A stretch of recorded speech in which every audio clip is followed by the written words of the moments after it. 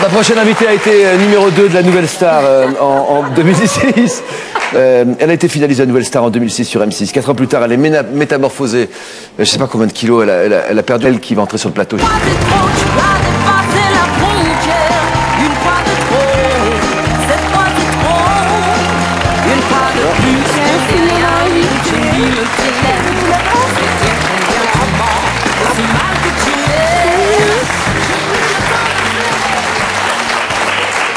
Heureusement qu'il y a le sourire pour vous reconnaître. Hein.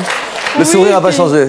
Vous pesiez combien de kilos à la fin de la Nouvelle Star, quand le concours s'est terminé? 125. Et aujourd'hui, vous pesez 65. Ah oui. Mais bon, on va arrêter. Non, qu'est-ce qu'on applaudit? On applaudit les efforts. Qu'est-ce que vous mangiez avant, quand vous avez pris autant de kilos dans une journée? Avant, j'avais arrêté le sport. Voilà, c'est ça la différence. Parce que je mange autant, hein. Je mange moins, mais je mange n'importe comment, voilà. Sauf que je fais du sport à vie, quoi. Du sport à vie? Ouais, c'est tous les matins, quoi qu'il arrive. Vous faites quoi? Je fais du yoga, puis de la musculation. Combien de temps, toi? Oh, 1h30, quelque chose comme ça.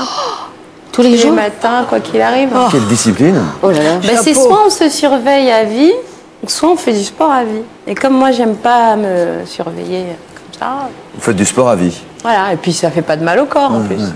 On va dire que Miss Dominique n'a besoin de rien, mais c'est important que je revienne là-dessus, disons pour quelqu'un d'autre, qui aurait du ventre. Pas vous, Dominique. Non. Voilà, ça, faut bien comprendre qu'aujourd'hui, on n'a pas besoin de liposuction avec des ultrasons haute fréquence. En une séance, pour les personnes bien épaisses, on peut perdre jusqu'à 10 cm de tour de taille, étalé bien sûr sur 2 mois. Mais c'est parce que, bizarrement, moi, c'est parce que j'ai réussi à m'aimer que j'ai maigri.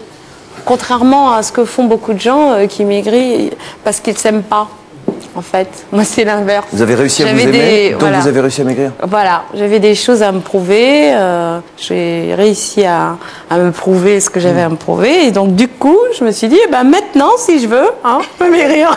Moi, non, mais j'ai compris, la poule et l'œuf, c'est intéressant, Giada, je ne sais pas ce que vous en pensez. C'est parce qu'elle a eu une bonne image d'elle-même, parce qu'elle a réussi à franchir un cap, trouver confiance en elle, qu'elle a réussi à perdre autant de poids.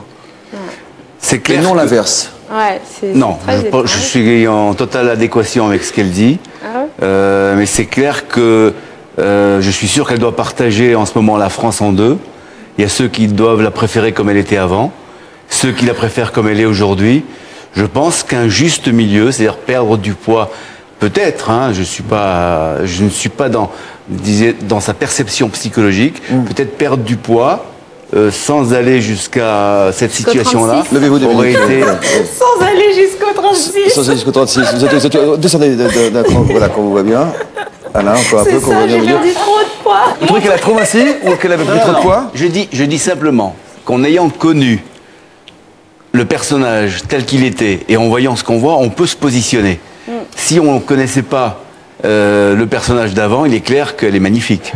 Mais ayant connu cette personnage jovial, bien enrobé, certaines personnes vont se poser la question, dire ah mais moi je la préférais comme elle était avant. Voilà, elle n'a pas perdu sa jovialité. Ceux qui l'aimaient avant, ils achètent le premier album. Ceux qui l'aimaient Bien joué.